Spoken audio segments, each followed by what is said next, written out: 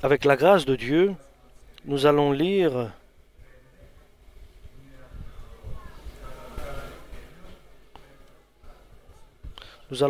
du livre de Saint Luc, chapitre 5.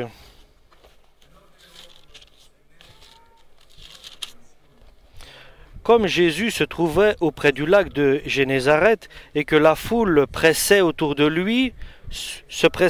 de lui pour entendre la parole de Dieu, il vit au bord du lac 2 barques, d'où les pêcheurs étaient descendus pour laver leurs filets.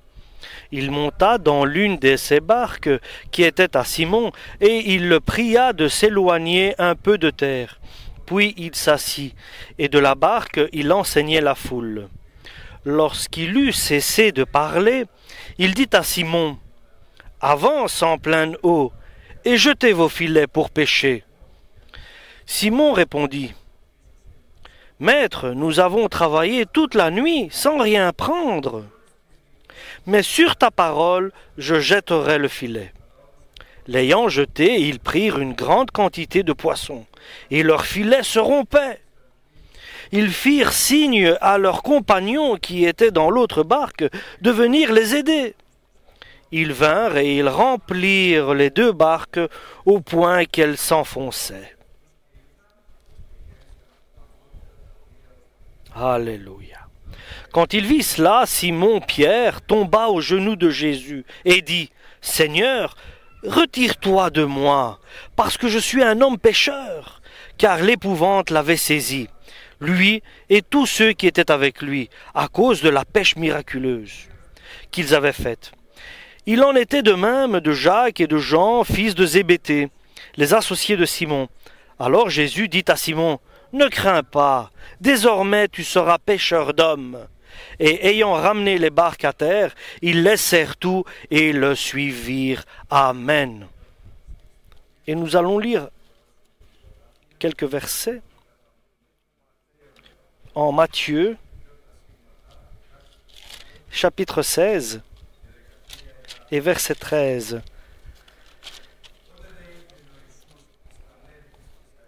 Jésus étant arrivé dans le territoire de Césarée de Philippe, il demanda à ses disciples, « Qui dit-on que je suis, moi, le Fils de l'homme ?» Ils répondirent, les uns disent que tu es Jean-Baptiste, les autres Élie, les autres Jérémie, ou l'un des prophètes. Et vous, leur dit-il, qui dites-vous que je suis ? Simon-Pierre répondit, tu es le Christ, le Fils de Dieu vivant.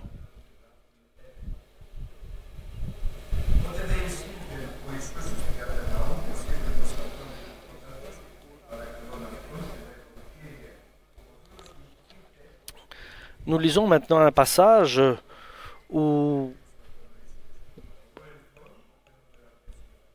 un centenier, donc un officier romain, est venu demander de l'aide à Jésus en lui disant qu'un de mes serviteurs est malade.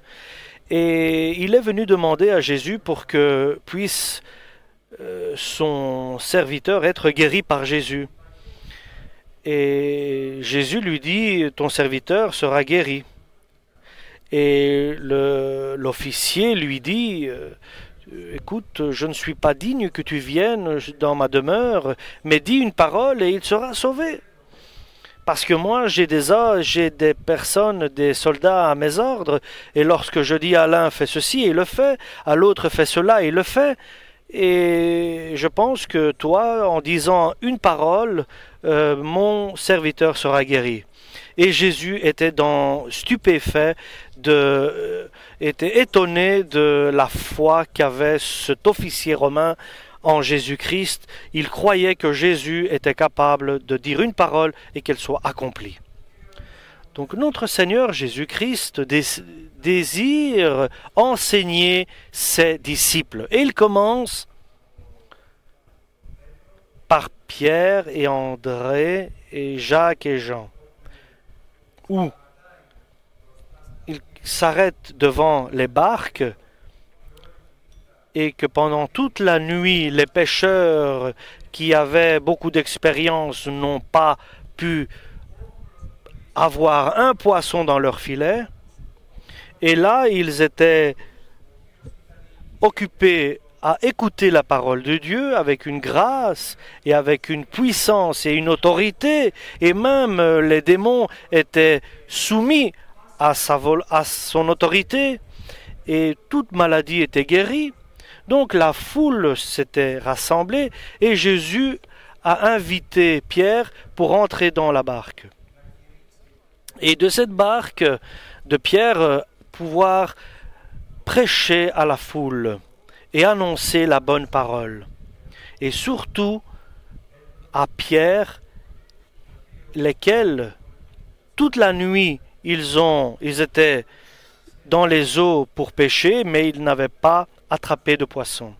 Et ils étaient là le matin en train de nettoyer les filets. Et pendant qu'il annonçait la parole,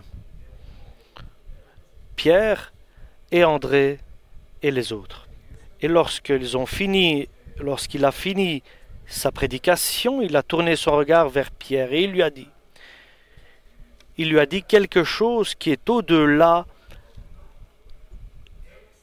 de la logique humaine et de la sagesse. Et nous savons que Dieu dit une parole avec Ésaïe le prophète que il établit il change les intelligents, leur intelligence il la rend folie. Donc nous savons que ce que Jésus ici disait était quelque chose en dehors de la sagesse et de l'intelligence et de la logique. Et il lui dit, retourne maintenant que c'est l'après-midi avec la barque dans les eaux profondes et jetez les filets et pêchez des poissons. Ici, Simon-Pierre, qui est un pêcheur très expérimenté, il se trouve maintenant devant un dilemme. Il doit obéir aux paroles de Jésus. Cette obéissance, bien sûr, à un sacrifice, parce qu'il était obligé de rejeter les filets dans la mer, ces filets qu'il avait nettoyés pendant la journée, sachant que certains, avec l'expérience qu'il avait, que pendant la journée, on n'attrape pas des poissons. Et c'était un dilemme pour lui énorme. Avoir confiance en sa parole, ou bien utiliser mon expérience personnelle comme pêcheur. Si je fais confiance à sa parole, je vais démêler les filets, je vais jeter les filets inutilement dans l'eau et je devrais les ramasser de nouveau. Et nous savons que ce n'est pas simple de ramasser les filets et de les renettoyer. Mais les paroles qu'il a entendues de Jésus ont touché son cœur. Alléluia. Et la foi de Dieu a régné dans son âme. Et sans hésiter, il se tourne vers Jésus, Pierre, et lui dit, toute la nuit nous avons péché, nous avons souffert, nous avons fait beaucoup d'efforts et nous n'avons rien pris. Et toi, tu nous demandes d'aller maintenant de pêcher en plein après-midi. Oui, il y avait des poissons le soir, mais maintenant il n'y en a pas. Il fallait qu'il entende les paroles de Dieu et les limites et les actes de Dieu lorsque l'homme agit dans la limite de Dieu, mais par ta parole, suivant ta parole, nous allons nous retourner dans la mer pour jeter nos filets. En dehors de la logique humaine, mais dans les limites de Dieu, dans les limites de la parole de Dieu. Et c'est vrai qu'ils ont pêché, ils ont jeté les filets, ils ont eu tellement de poissons dans leurs filets que les filets se déchiraient presque. Ils ont fait appel à leurs collègues pour qu'ils viennent les aider à tirer les filets qui commençaient à se déchirer à cause de l'énorme récolte de poissons qu'ils avaient dans leurs filets. Et rien n'est impossible à l'homme lorsqu'il reste dans les limites de Dieu et qui a confiance en la parole de Dieu. Et deuxièmement, qui ne sort pas des limites de la parole de Dieu en faisant des choses qui sont en dehors de la logique de Dieu et de la volonté de Dieu. Ils l'ont compris. Leur cœur s'est ouvert. Ils étaient dans l'étonnement et dans l'épouvante parce que ce qu'ils avaient vécu était un miracle. Simplement un miracle. On ne peut pas l'expliquer autrement. C'était ta parole est toute puissante, ils lui ont dit. Et c'est ainsi que Dieu a continué les bonnes actions pour Pierre et pour les autres. Il lui a dit, n'aie pas peur, Pierre, à partir de maintenant, moi je vais t'établir un pêcheur d'hommes pour le paradis. Bien sûr, c'est pour le paradis. Alléluia. Donc, il lui a donné des instructions et par cette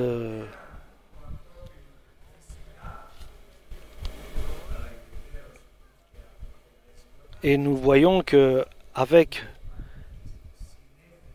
ce miracle, il y avait des conséquences spirituelles pour ceux qui ont la foi, qui grâce à la parole de Dieu ont sacrifié tout ce qu'ils avaient déjà établi. Ils ont été certains maintenant et persuadés que la parole de Dieu, lorsqu'elle est annoncée dans les limites qui sont annoncées, lorsqu'ils sont accomplis avec foi, sont certaines et précises. Et tout ce que Dieu promet se réalise. Alléluia. Et nous pouvons dire, Abraham, nous allons le voir aussi,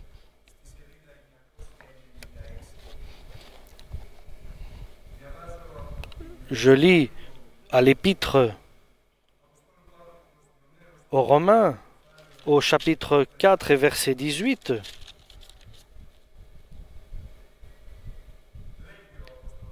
L'apôtre Paul écrit, « Espérant contre toute espérance » et donc espérant contre toute espérance, Abraham crut, en sorte qu'il devint père d'un grand nombre de nations, selon qu'il ne l'avait pas été dit. Il a cru à la parole de Dieu avec une espérance qu'il allait devenir père de beaucoup de nations. Selon la parole de Dieu, que ta postérité sera immense. Sa parole, et Abraham est resté dans les limites de la parole de Dieu, et sans faiblir dans la foi de la parole de Dieu, et il n'a que la parole de Dieu comme promesse qu'il avait eue. Tout le reste est contre. Lui, 100 ans, sa femme, 90 ans, 90, donc tout était contre, seulement la parole de Dieu était celle qui promet une grande bénédiction. Et maintenant, lui, il doit se tenir devant cette promesse, l'accepter comme elle est. Donc il n'a pas faibli dans la foi de la promesse qu'il avait reçue, mais il a eu confiance en cette parole. Et il n'a pas pris en compte sa faiblesse, donc son âge, qu'il était avancé en âge, et sa femme était avancée en âge, mais il a gardé la foi dans ce qu'il avait entendu de la part de Dieu. Puisqu'il n'a pas hésité dans la promesse de Dieu, il a été fortifié dans la foi. Comment? En donnant la gloire à Dieu. Donc il n'a pas faibli dans la foi. Sa foi était plus forte encore. Sa foi était plus forte en donnant gloire à Dieu pour la promesse qu'il lui avait donnée.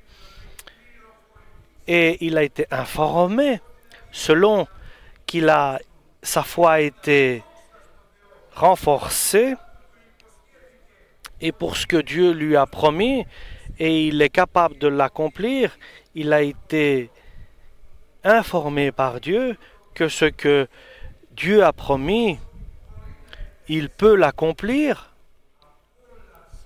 Il a bénéficié ses promesses de Dieu et en plus, il a été compté à lui comme justice, comme juste.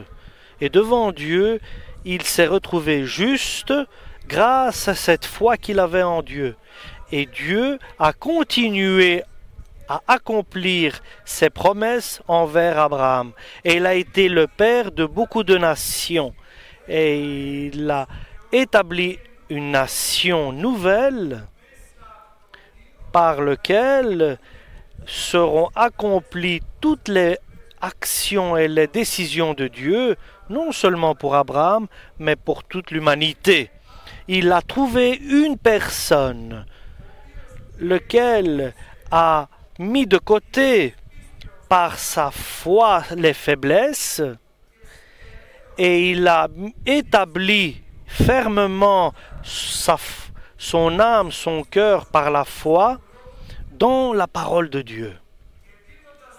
Et en donnant gloire à Dieu, parce qu'avec foi, il sait que Dieu, ce que dit, sont impossibles. Dieu peut les accomplir.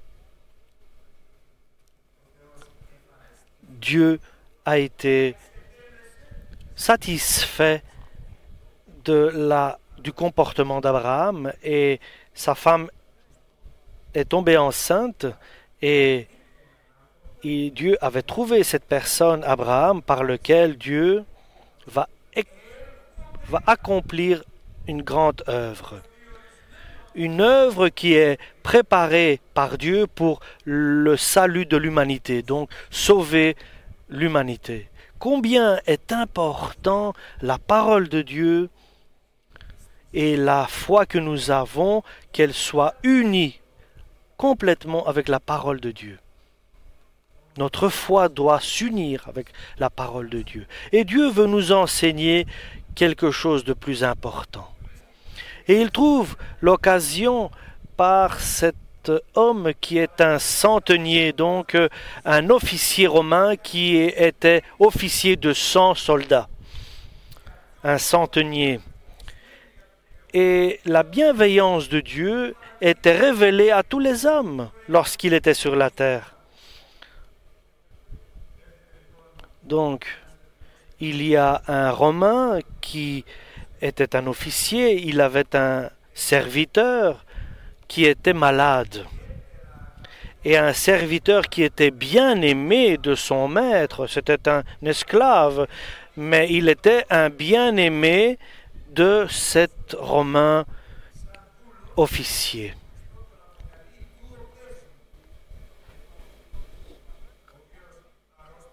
Et cet officier avait cet esclave qui était malade, et cet officier romain avait entendu parler de Jésus-Christ, il ne savait pas qui il était, mais il avait entendu parler que Jésus guérissait toute maladie et il soignait toute personne qui était malade. Et il a envoyé il s'est déplacé lui-même, il est allé avec une équipe et il lui a dit, Seigneur, mon serviteur est couché et il souffre et il est malade. Fais en sorte qu'il guérisse. Et Jésus dit, dans sa requête du Romain, de l'officier, il lui dit « Je viendrai et je le guérirai ». Jésus lui a dit. Et ici commence maintenant le miracle et l'explication. Le centenier, l'officier, lui répond d'une autre manière. Il lui dit « Seigneur, je sais que les Juifs ne viennent pas dans les maisons des Romains, n'entrent pas dans les maisons des Romains, pas parce qu'ils sont fanatiques, mais suivant la parole de Moïse, moi je ne suis pas digne que tu viennes dans ma maison. » Mais, il lui dit, je sais très bien que tu es une personne avec un pouvoir. Et moi, comme un officier romain, je sais ce que veut dire avoir le pouvoir. Parce que j'ai le pouvoir. Je suis officier, j'ai des soldats à mon ordre, à mes ordres. Quand je dis à l'un, va là-bas, et il va. Quand je dis à l'autre, viens, et il vient. Et quand je dis à mon serviteur, fais-le, et il le fait. J'ai le pouvoir, et je sais, dit l'officier romain, et je sais que toi, tu as aussi le pouvoir. Parce que si tu n'avais pas de pouvoir, tu n'aurais pas su guérir et soigner personne.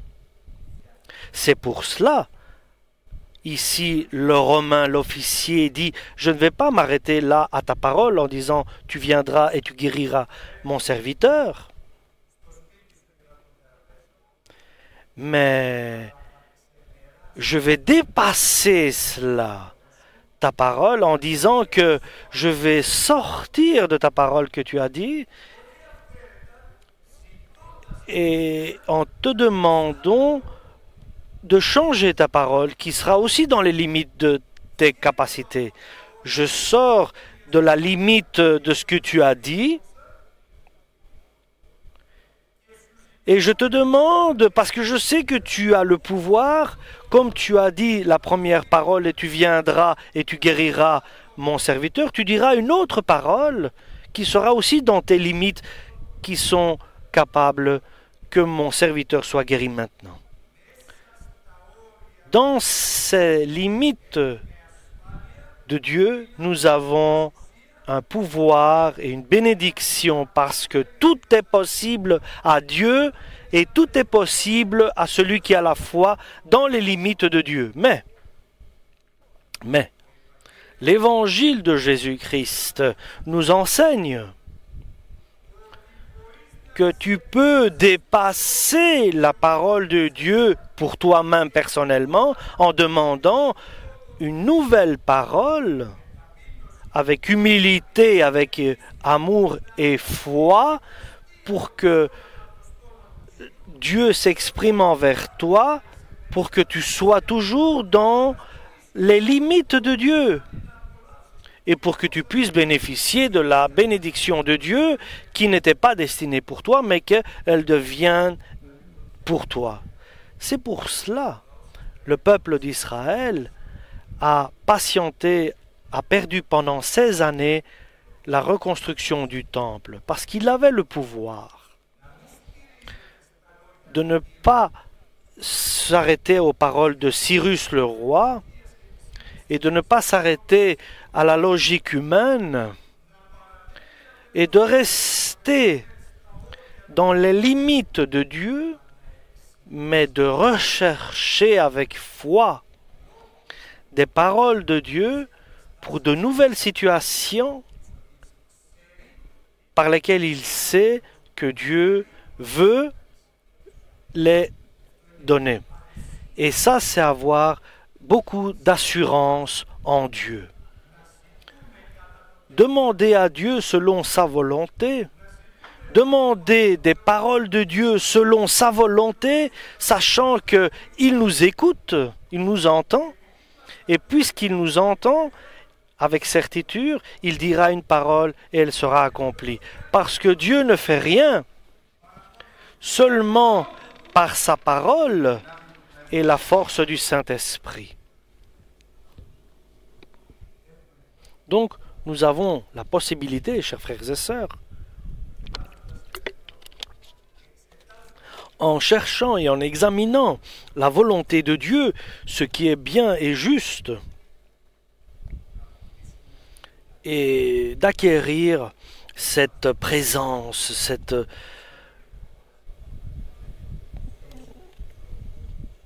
et de dire, dis une parole qui me couvre pour que ce qui est impossible devienne possible pour moi.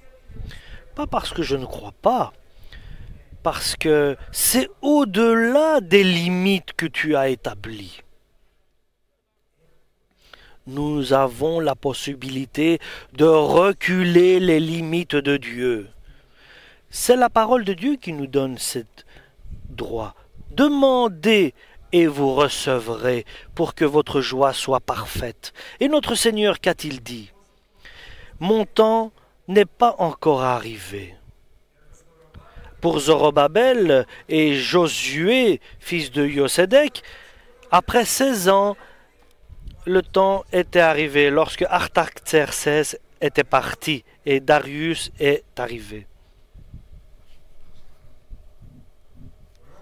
La parole de Cyrus était inutile parce que après sa mort, il n'y avait plus rien. Mais nous savons que Dieu ne meurt jamais. Et eux, ils se sont arrêtés parce que Cyrus, le roi, était mort.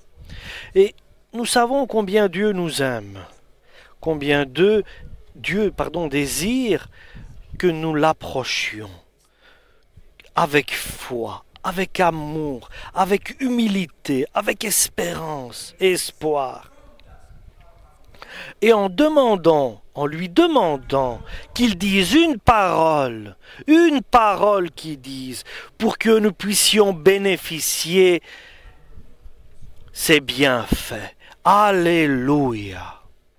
Nous remercions Dieu pour cela. Et seulement, dis une parole, dit l'officier romain, et mon serviteur sera guéri. Alléluia. Et Jésus était stupéfait de cette réponse de l'officier romain. Et là, nous voyons, il y a une autre fois où Jésus est stupéfait, est étonné de la parole et de la réponse de l'officier. Et il dit à ses disciples, « Dans tout Israël, je n'ai pas trouvé autant de foi que ce Romain, ici, cet officier romain. Je peux vous le dire, c'est ce qu'il a dit à ses disciples. Il a été étonné de la foi du centenier, de l'officier romain. » Et lorsque Jésus était aussi entré dans sa patrie, donc à Nazareth, et là, il ne pouvait pas faire aucun miracle à Nazareth. Et il était dans l'étonnement à cause de leur manque de foi, de leur incrédulité. Il y a deux extrémités dans le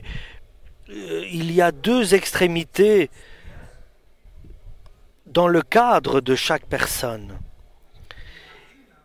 Il y a un endroit où Jésus ne peut pas agir dans l'incrédulité, dans le manque de foi.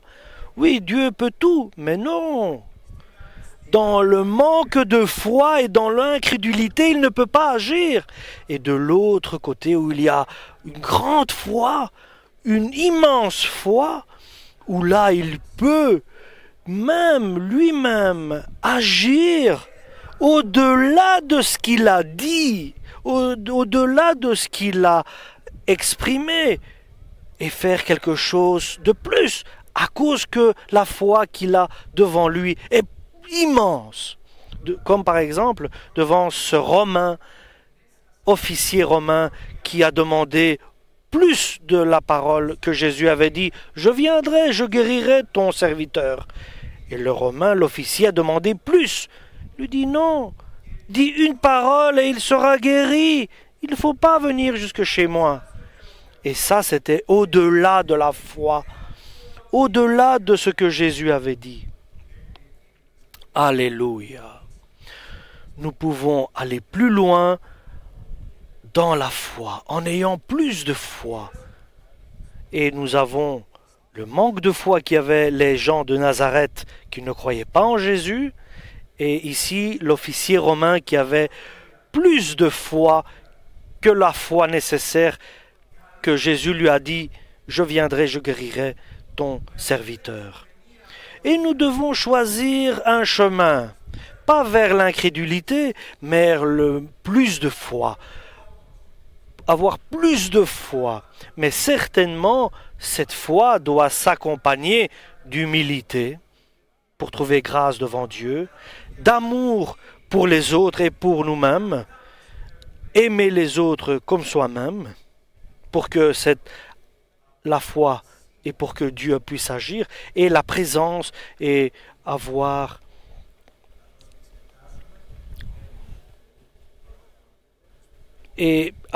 aussi beaucoup de zèle pour la parole de Dieu. Et dans la parole de Dieu, il y a des versets, je peux vous dire, des versets clés, des versets qui sont des clés. Approchez Dieu et Dieu s'approchera de vous. Vous ne pouvez pas être approché de Dieu si vous n'approchez pas Dieu. Et approcher Dieu, c'est se soumettre à la parole de Dieu. Autant Ipa existe dans ta vie, autant Dieu existe dans ta vie en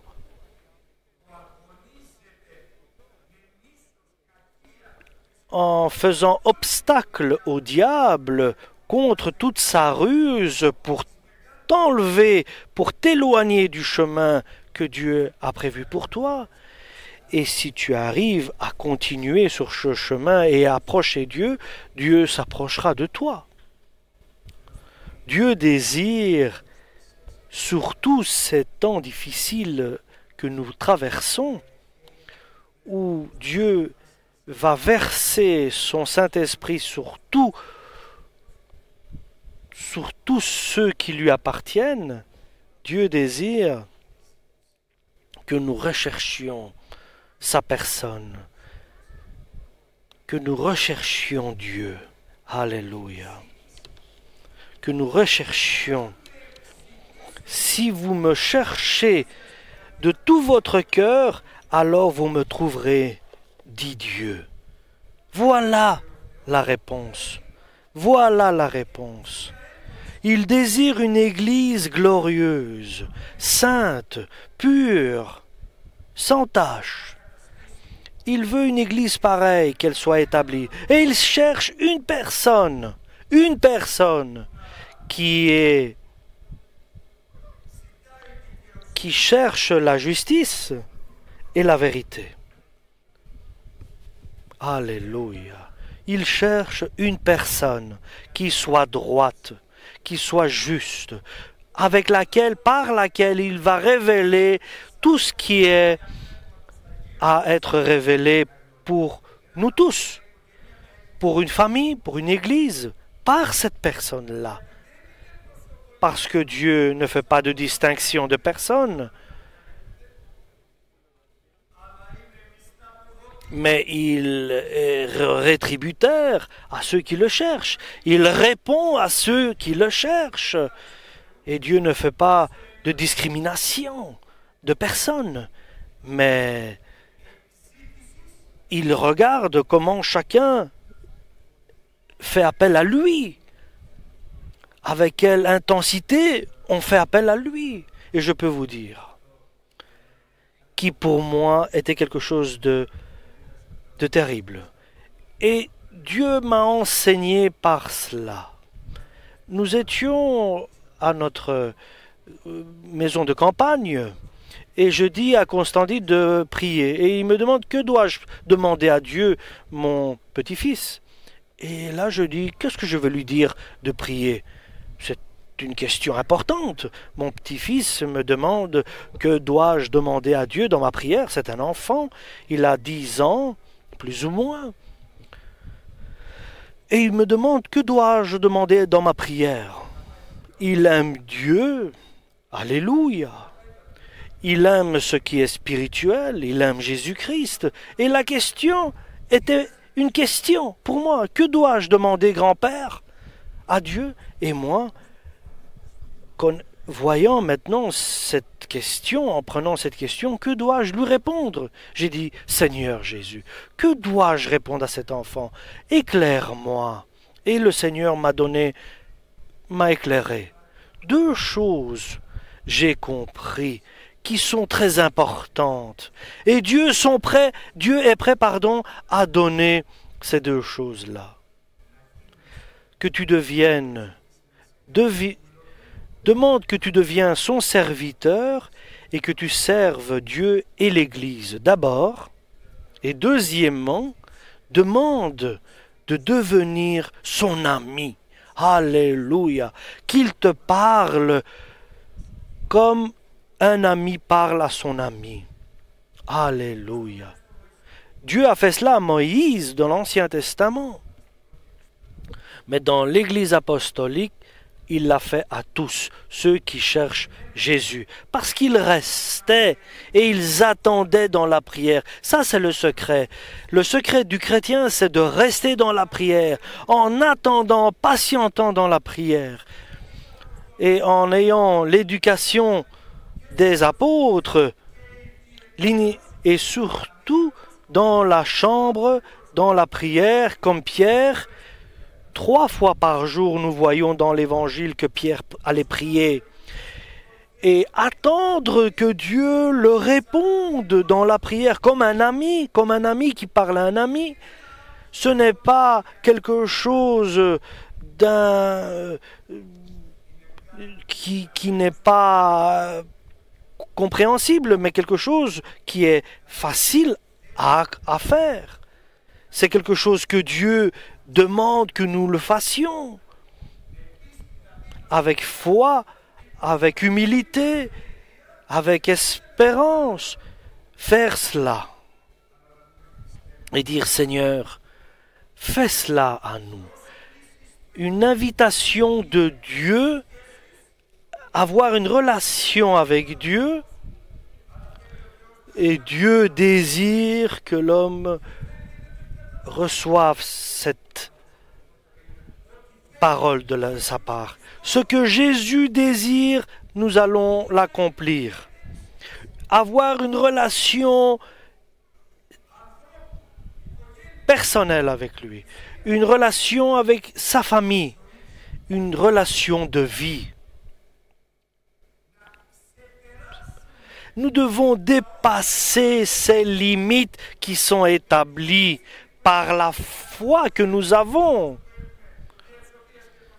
Par la foi que nous avons, dépasser ces limites pour que nous puissions, que Dieu puisse changer ce qui est impossible en facile et en faisable. Avec une parole. Seigneur, dis une parole, je te prie, je t'en supplie, dis une parole. Alléluia. À quel endroit du chemin de la foi? Quelle est l'analogie de notre foi? Dans les limites de l'incrédulité ou dans la grande foi que Jésus a discerné dans ce Romain officier? Et nous pouvons faire que Jésus soit dans l'étonnement et surpris de notre foi. Quelle est l'analogie de notre foi? Combien mesurer cette foi que nous avons? Et bien sûr, elle doit s'accompagner d'humilité et d'amour. Et Abraham avait une grande foi. Abraham avait une très grande foi qui glorifiait Dieu plus de ce que étaient les limites. Et son incrédulité a été comptée comme zéro. Il avait zéro d'incrédulité. Il avait zéro de manque de foi. Et Dieu lui a donné à Abraham le fils de la promesse. Pas le fils d'Abraham était le fils de la promesse de Dieu. et ne restons pas dans les petites eaux. Dieu veut nous guider dans les eaux profondes. C'est Dieu qui veut que nous allions dans les eaux profondes et que nous restions pas là dans les petits eaux, donc les eaux non profondes. Mais il veut que nous allions plus profond dans les eaux. Mais l'important, c'est que nous prenons cette décision d'aller dans les eaux profondes.